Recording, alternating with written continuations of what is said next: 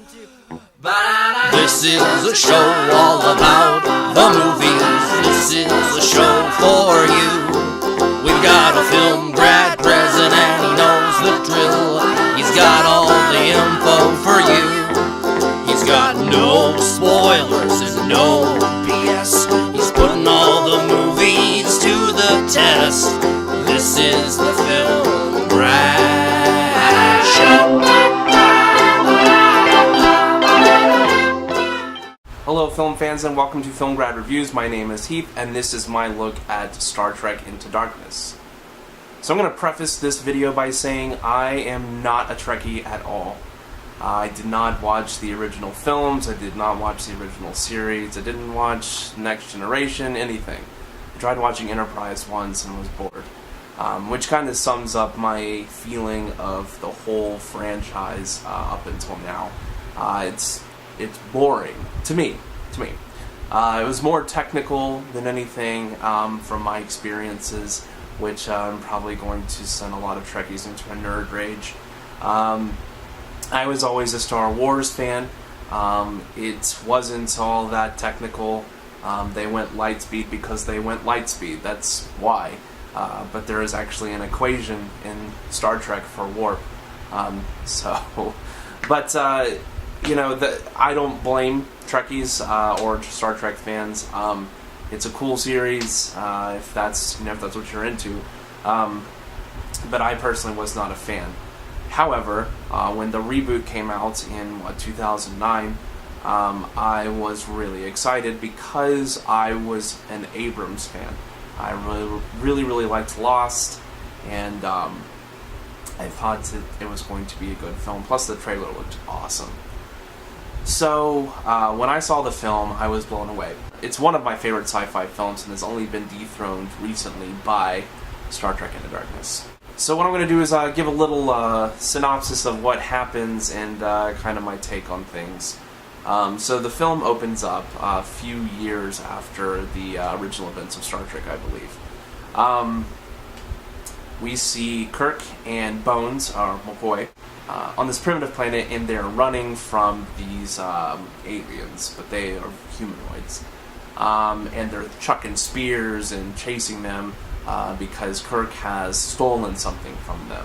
And we don't know why until a little later, but it turns out that Kirk has stolen this scroll so he can draw the natives out of this village, which is about to be decimated by a volcano.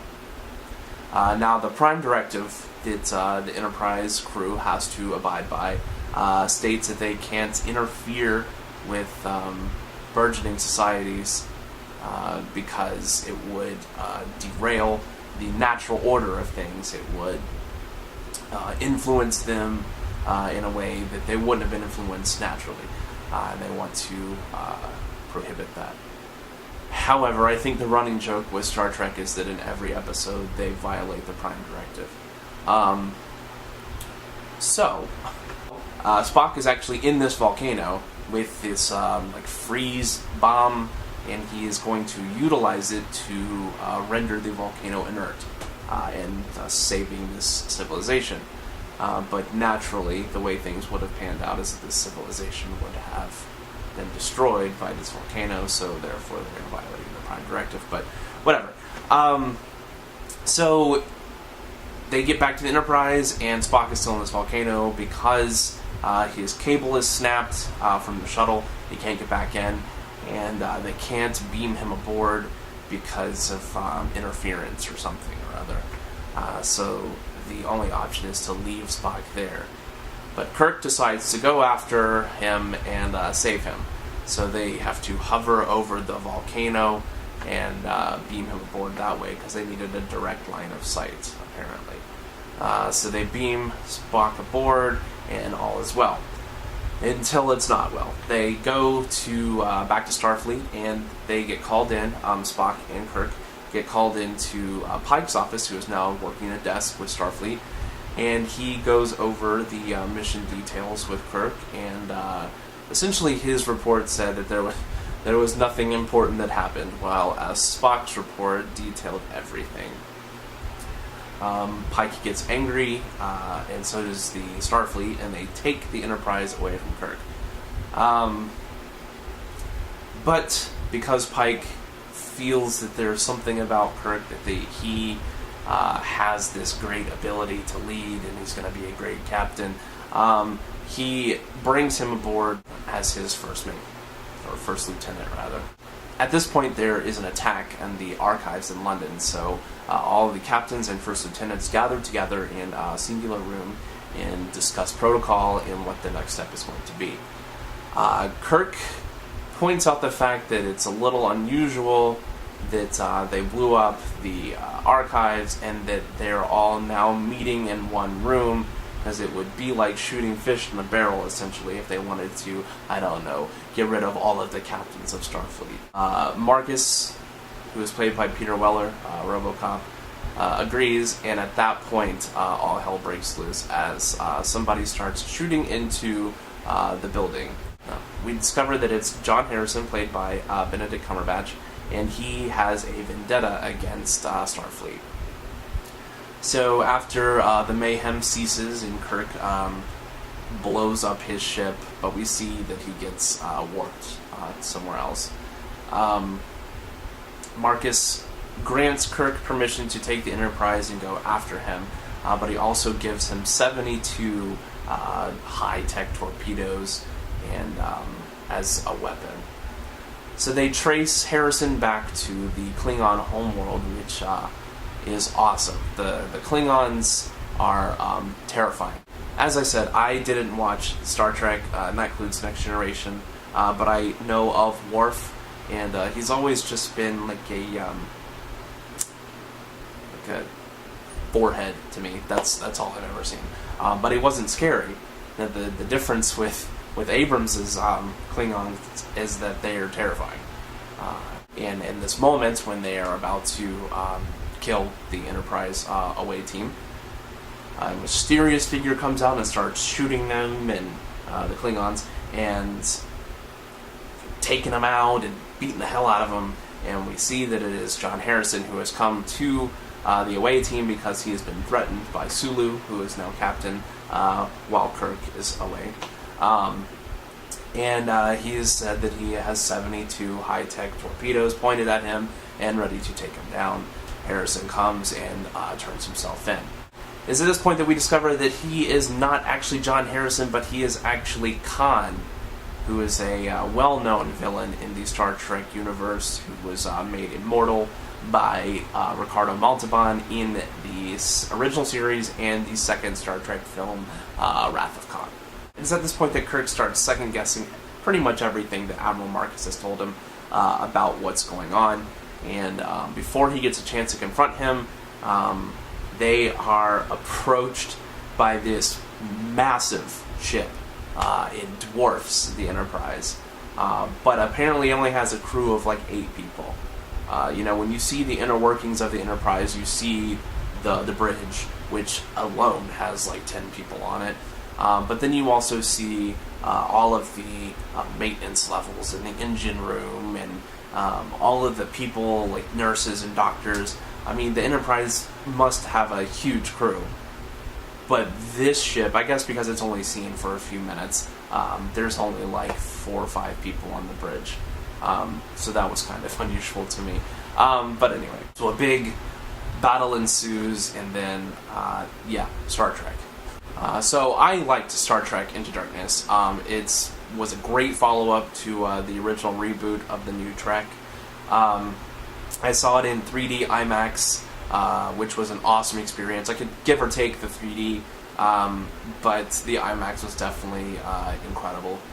I wish I could have seen it at one of these new theaters that has the 3D sound. Apparently you can like feel your inside liquefying when it goes into warp.